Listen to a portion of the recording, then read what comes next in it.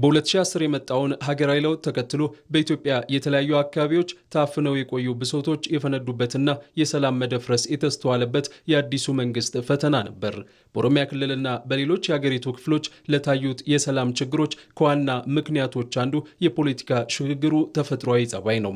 ይህ ችግር በዓለም በተለያዩ ሀገራት የታየ ነው። ሀገራዊ ለውጡን ተከትሎ ሁሉም እኩል የሚሆንበት ስራ ሲዘረጋ፣ ቀደም ሲል ሀገርን በጉልበት ሲያዙና ሲዘርፉ የነበሩ ጥቂት ኃይሎችም ወደ ኩርፊያ ገብቷል። በዚህም ምክንያት እነዚህ አካላት የህግ የበላይነትን ከመቀበል ይልቅ የሀገርን ሰላም ማደፍረስን ምርጫቸው አድርገዋል። ሰበብን ተቆፋ አመለጨውምሰ ሲያሳ ገረ ዲሞክራሲ ትቆጣሙት አመለከስ ይቀባ። አንደኛው ምክንያት ወደ ዲሞክራሲ የሚደረግ የፖለቲካ ሽግግር እንዲህ አይነት ባህሪ ያለው ታፍኖ በጉልበት ሲተዳደር የነበረው ፖለቲካ ለዲሞክራሲ ክፍት በምታደርግበት ጊዜ እንዲህ አይነት ባህሪ ያለው ሁሉም ተመጣጣኝ ኃይል አለኝ ብሎ ስለሚያምን በኃይል ስልጣን ለመያዝ በኃይል የፈለገውን ለማድረግ እንደሚችል በማመን ትንሽ መተሻሸት፣ መረባበሽ በኢትዮጵያ ታሪክ ውስጥም በዓለም ታሪክ ውስጥም የሚታወቅ ነው። መጀመሪያ ላይ እንዲህ አይነት ባህሪ ይኑረው እንጂ በኋላ ላይ ወደ ውይይት ተረጋግቶ ወደ መነጋገር መሸጋገሩ ደግሞ አይቀርም። ሁለተኛው የስልጣን ማዕከል ለውጥ ነው። የስልጣን ማዕከል ለውጥ ስንል ትናንት ሲገዛን ከነበረው ጥቂት ቡድን ወደ ሁሉን አቀፍ ሁሉንም ማሳተፍ ሲሸጋገር ፍላጎት ይገፋፋል። ያ ትናንት ሲገዛ የነበረ ጥቂት ቡድን ሁሉንም ነገር ተቆጣጥሮ ሁሉንም ዘርፎ ሁሉንም ይዞ እኔ ነኝ የምገዛው፣ እኔ ነኝ እንደፈለግኩ የማደርገው ብሎ እያመነ የነበረው እንደዚህማ አይቻልም፣ ሁሉንም አሳትፈህ ነው እንጂ አንተ አንደኛ ሆነህ ሌላው ሁለተኛ ሆኖ፣ አንተ አባት ሆነህ ሌላው አጋር ተብሎ ሁለተኛ ተብሎ እንደዚያማ አይሆንም። ሁሉም ብሔር ብሔረሰቦች በእኩልነት ዴሞክራሲ መገንባት አለባቸው ስትል የሚፈጠር ችግር አለ። ምክንያቱም ትርፍ ስለሆነ ትርፍ ነው የቀረው። የኦሮሞ መሬትን እንደፈለግከው መዝረፍ ሲቀር ያ ትርፍ ሲነካ ሰው ዝም ብሎ የህግ የበላይነትን አክብሮ ይኖራል ማለት አይደለም። ይህ በሂደት እየተሰበረ እየተስተካከለ ይሄዳል እንጂ። ለዓመታት በሀገሪቱ የፖለቲካ ምህዳር ውስጥ ተንሰራፍተው የቆዩትና አሁንም ያልተቋጩት የማይታረቁ ትርክቶች ለሰላሙ መደፍረስ ሌላኛው ዋነኛ ምክንያቶች ናቸው። የኢትዮጵያ የፖለቲካ ልሂቃን በሁለት ተቃራኒ ጽንፎች ላይ ተሰልፈው ይገኛሉ። የሀገሪቱን ብዝሃነት ችላ በማለት ወይም በማንኳሰስ አንድ አይነትነትን የሚያቀነቅን ወገን በአንድ ወገን፣ የጋራ ታሪክንና እሴቶችን ሙሉ በሙሉ በማፍረስ እስከ መገንጠል የሚደርስ የብሔርተኝነት አጀንዳን የሚያቀነቅነው ደግሞ በሌላ ወገን በመቆም መካከለኛ ቦታ በማጣት እርስ በርስ ሲጋጩና ህዝብን ሲያቆራቁሱ መቆየታቸው ለሀገሪቱ ሰላም ችግር ትልቅ አስተዋጽኦ አድርጓል።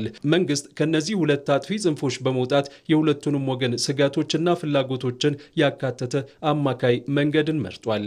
ሴነስ አራረሙ እንደነኝቱ ኢትዮጵያ ከስቶሪ ሴነስ ናራሚ ጋፋ ሲንገር ቶኮ ፌዲንሳ ካዮንሳ አመሊሳ ጎስቶኬ።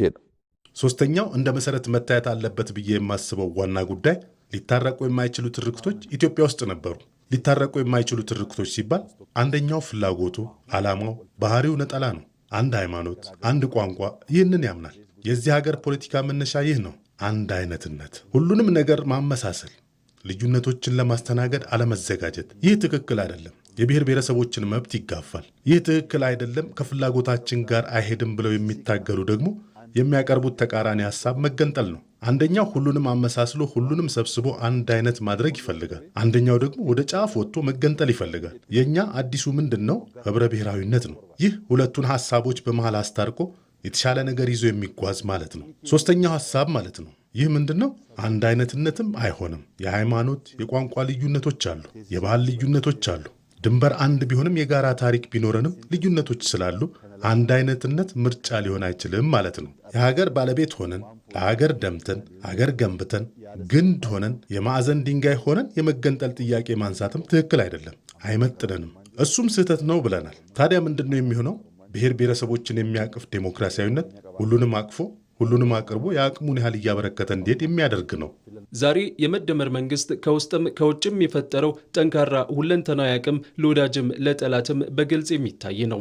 ከዚህ ቀደም ለብቻቸው መንግስትን እንጥላለን የሚል እምነትን ይዘው ትጥቅ አንግበው ሲንቀሳቀሱ የነበሩ ቡድኖች በጋራ ካልቆምን ይህንን ማድረግ አንችልም ወደሚል አቋም መጥተዋል። በኦሮሚያ ክልል ሰላም ላይ ችግርን ሲፈጥር የቆየው የሸኔ ታጣቂ ቡድን አሁን ላይ በአማራና ትግራይ ክልል ከሚገኙ ቡድኖች ጋር ለመስራት እየጣረ ነው። እነዚህ ቡድኖች ከቡድኑ ጋር ፍጹም የተለየ አቋምን የሚያራምዱ ሲያራምዱ መጥፋቱንም አጥብቀው ሲመኙ የከረሙ ናቸው። ታዲያ በዚህ መልኩ የሀገርን ሰላም ለማደፍረስ የሚሰሩ አካላት ጥምረት ፈጥረዋል። በእርግጥ ጥምረታቸው አይሰምርም።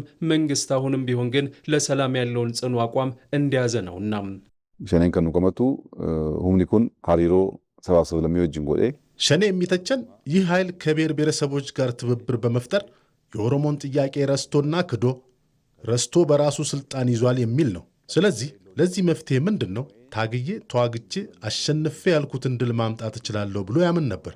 ዛሬስ ብቻዬን አልችልም፣ እነዛ ሲጠላቸው ሲወቅሳቸው ከነበሩ ቡድኖች ጋር ትናንት ከገዙኝ ካሰሩኝ ቡድኖች ጋር ትብብር ካልፈጠርኩ ይህንን መንግስት አልችልም ብሎ አምኗል። አምኖ ምን አደረገ? በአማራ ክልል ካለው ሸኔ ጋር፣ በትግራይ ክልል ካለው ሸኔ ጋር ትብብር እየፈጠረ ነው። እንደኔ አሁን የሸኔ ሽምቅ ውጊያ ውስጥ ያለው ቡድን ተቀጣሪ ኃይል ነው። ዓላማ የለውም፣ ግብም የለውም። አሁን ላይ በኢትዮጵያ የዲሞክራሲ ምህዳር ሰፍቷል። በቀደመው መንግስት ከፖለቲካ ተሳትፎ ተገለው በምርጫ መሳተፍ ተከልክለው የነበሩት ሳይቀሩ ዛሬ ላይ በምርጫ እንዲሳተፉ በሚዲያ እኩል ሀሳባቸውን የማቅረብ እድልን አግኝተዋል። ተፎካካሪዎች በመንግስት መዋቅር ውስጥ ገብተው በእውቀታቸው እንዲያገለግሉም እድሉን አግኝተዋል። ኢትዮጵያ ኬሰት ድሬን ዲሞክራሲ በበለተ ይጅራ ድሬን ዲሞክራሲ በበለተ ይጅራ ጋፈ ጀደሙ ኢትዮጵያ ውስጥ የዴሞክራሲ ምህዳር ሰፍቷል። ይህ ሲባል በቃል ብቻ ሳይሆን በተግባር የሚታይ ነው። ለምሳሌ ከለውጡ በኋላ በርካታ ሰዎችን ከማረሚያ ቤት አስወጥተናል። እኛ ትናንት ከማረሚያ ቤት ያወጣናቸው ሰዎች ጫካ ገብተው ትናንት ካሰሯቸው ሰዎች ጋር ትብብር ፈጥረው እየታገሉ ይገኛሉ። ከኛ በፊት ማረሚያ ቤት ነበሩ።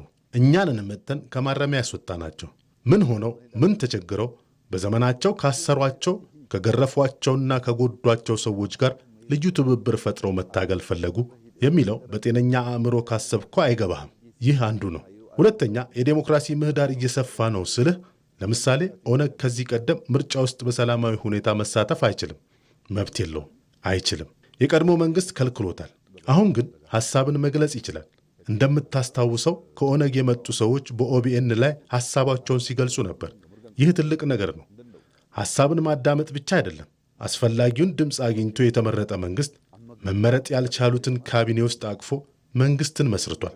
ይህ የዴሞክራሲ ምህዳር መስፋቱን ያሳያል። በኢትዮጵያ ምድር የታየው የሰላም ችግር የፖለቲካዊ ሽግግሩ ሂደት ተፈጥሯዊ ባህሪ፣ የጥቂት ቡድኖች መንፈራገጥና በተለያዩ ጽንፎች የቆሙ ትርክቶች ውጤት ነው።